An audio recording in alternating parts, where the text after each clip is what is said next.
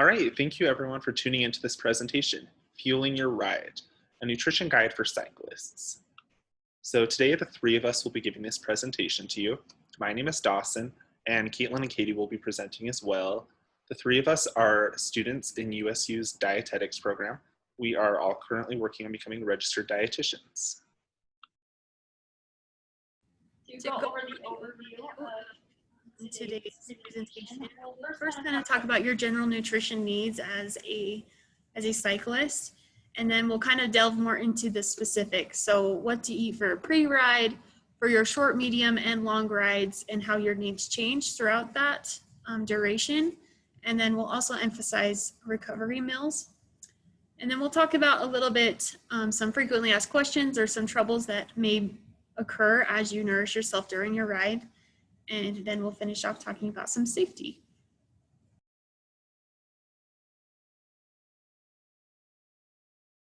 All right, so first we're going to talk about your general needs while cycling.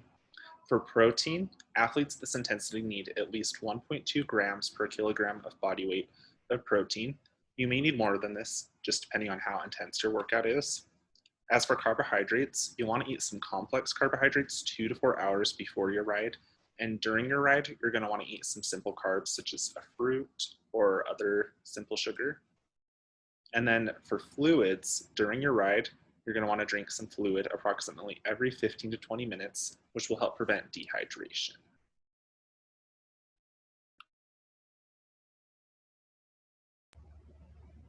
As you prepare for your bike ride, there are a few things that you want to keep in mind. The first is to not ride on an empty tank. So just like it takes time to fill up your car and it needs gas to be able to go, your body needs to be able to have nutrients and proper hydration for it to work. So some important nutrients to be focused on are carbohydrates for your glycogen stores. That is your first energy source. Also protein for the muscles for synthesis, and water to stay hydrated and regulate core temperature. Next, you'll want to make sure you pack electrolytes and water. Depending on how long you're going to go, it's easy for you to get dehydrated, so drinking only when you're thirsty means you're already dehydrated. You'll want to make sure that you pack enough water so that you can perform at your peak the whole time. And depending on how long your ride is, you may also need to pack a sports drink to keep your electrolytes balanced. The third thing you want to do is to make sure you plan a route. You'll want to plan ahead so that people know where you are and so that you don't get lost or stranded. And it's always best practice to go with a buddy.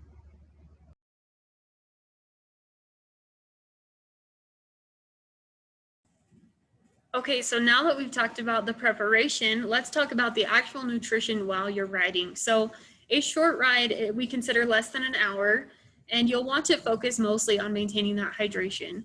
So your body really doesn't necessarily need electrolytes unless you're a heavy sweater or in a really hot condition. You may need that sports drink.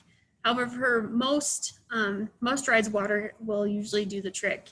So if you do also need a snack, it's kind of the same thing. Your body doesn't necessarily need it in that first hour. But if you are feeling out of gas, it might be nice to have something there. So a banana or a bagel is a great choice for that. And then, like we said, refueling is likely unnecessary unless you're in that hot condition or you're a heavy sweater or doing a really intense short ride.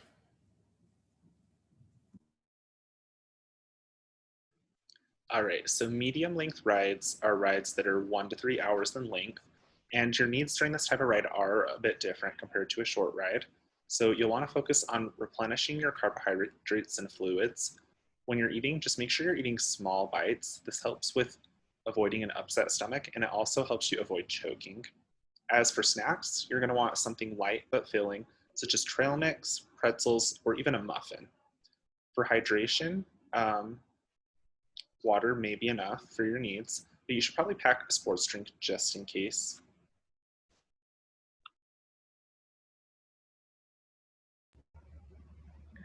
During long rides, those are about 3 or more hours. Your body likes to eat every 3 to 4 hours, so it's likely that you'll be missing at least one meal and possibly more. So it's important to make sure that you eat and drink every 15 to 20 minutes to avoid burnout and dehydration. For these rides, you will most likely want to bring a sports drink, which will help you balance your electrolytes and keep you better hydrated, as well as keeping your core temperature at a good temperature. Some snack ideas for long rides. You'll want to make sure that you're eating foods that are easy for your body to digest because your body is in fight or flight, and so you won't be able to digest really complex foods. So some ideas for that would be a granola or protein bar, a peanut butter and jelly sandwich, a banana, some jerky, or some other simple sugars to help absorb quickly. Some other needs that you may have are some B vitamins are really helpful with energy, and some of these snack ideas have B vitamins in them. And certain foods may cause an upset stomach, so we'll talk about that in the next slide. Okay, so while you are nourishing yourself and riding, there may be some common concerns or problems that you're facing. So if you're used to maybe riding for like 3 hours and you find yourself in that less than an hour just like tuckered out, you're already tired, that's a good time for you to look back and kind of see how well you nourished yourself before. How was my preparation? Did I eat a balanced meal 2 to 4 hours before I rode? Did I eat a small carb-rich snack like 30 minutes before my ride? And if I did do those things, then maybe my body just needs a little more energy right now. So consider refueling during that time. Kind of like I said, I would maybe always pack a little snack with you. And if you need it, great. And if you don't, you can save it and eat it for the next time. And then another common problem that cyclists will face is getting a stomach ache while they ride. So if you're trying to nourish yourself, keep yourself going, and then you end up with a stomach ache, stomach cramps, all those things, it may be important to kind of eat smaller portions at a time. So instead of eating like a handful of nuts, maybe only eating like 3 or 4 at a time. It's just because the longer you ride, the less effective your digestion is.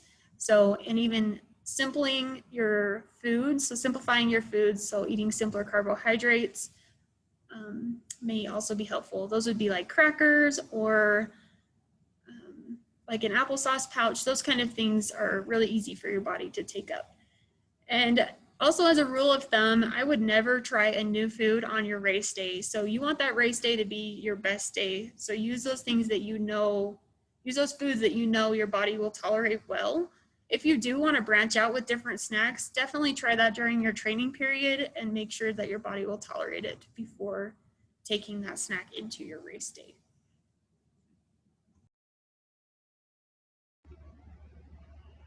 After you've come back from your ride, some good recovery snacks are listed here. You'll notice that each of them has some protein, fat, and carbohydrates, which are all necessary for a balanced meal. This will help fill you up, and it's also a good idea to include fruits and vegetables to replenish any nutrients that you may be lacking. So the first thing on here is protein balls or energy bites. Those are great snacks. Then the eggs and toast, those also have protein and carbs, will fill you up just a little bit more. And same with the turkey sandwich, that has some protein and carbohydrates as well as some fat, and can help you fill up a little bit more. And you'll need that protein to help rebuild your muscles that you've just been working so hard on. And then you'll also need those carbs to help restore your glycogen, which is the first resource of energy.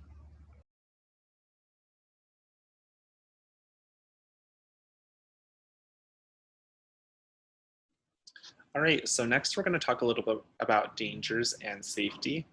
One of the most common issues experienced during cycling is dehydration. When you're dehydrated, this increases your body's core temperature, which can also place an additional strain on your heart. Another common concern is hyponatremia. This is when your sodium levels in your body drop below the recommended amount. This can be caused by overhydration or just losing sweat during exercise, and it is dangerous. Altitude is also something you need to worry about. The higher your ride is, the more energy and fluids that you'll need. and it also increases your basal metabolic rate. Your basal metabolic rate is basically how fast your body burns through fuel or energy. And then lastly, paved and unpaved bike trails. Regardless of where you're riding, make sure you wear a helmet, take someone with you, and stay on the trail. Just be as safe as you can while you ride your bike.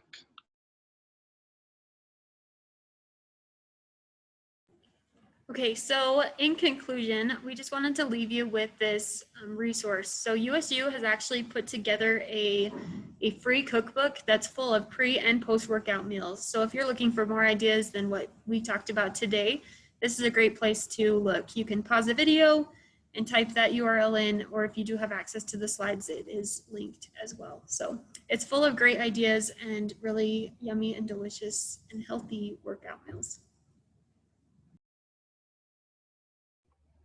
If you have any further questions or need more resources, feel free to contact fitness@usu.edu.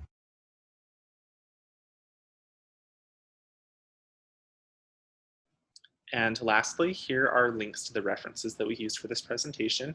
If you are more interested in learning more about the science behind all of this, feel free to check out these links.